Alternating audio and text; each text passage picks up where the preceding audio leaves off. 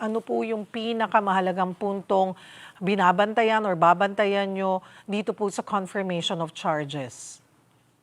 Siyempre, babantayan mo dyan kung ano sasabihin nila. And so we'll be taking notes. Matagal nyo na pong sinasabi na walang jurisdiction nga ang ICC. Sa tingin nyo po may chance bang ibasura ang kaso batay lamang sa issue po na ito? Oh, definitely. Kasi ang isang hukuman, bago pumasok niya, kailangan meron ka munang jurisdiction. May kapangyarihan kang pumasok.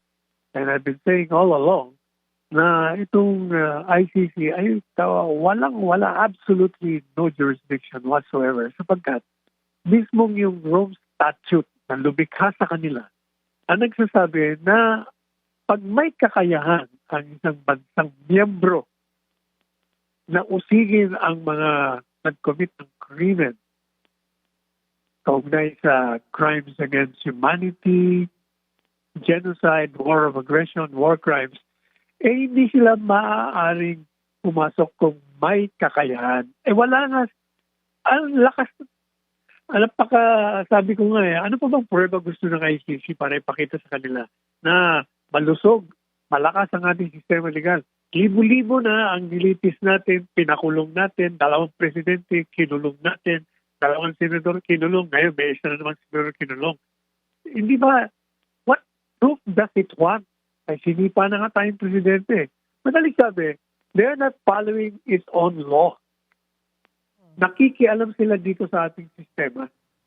Kaya wala silang jurisdiction. Paano po, Attorney Sal, kung hindi tanggapin talaga ito ng ICC?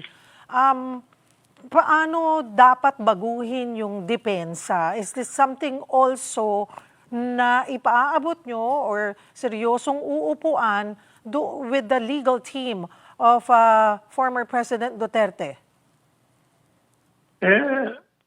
Dapat talaga yun muna ang i-resolve. Kaya nga nagtataka ako kung bakit na hindi pa nila nare-resolve yung jurisdiction kasi nasa appeals court pa lang At saka pinag-uusapan pa lang sa appeals court kung hindi tayo nagkasamali. Yung sapin na kasi ang depensa, ang ginawa nila, wala na kami sa ICC. Kumalas na kami dyan. So, dapat wala kayong jurisdiction. Pero sa akin, hindi yon. Dapat unahin mo yung principle of complementarity. Yan yung mga secondary defense lang yun. Ang mahalaga, wala talaga silang jurisdiction dahil may kakayahan tayo.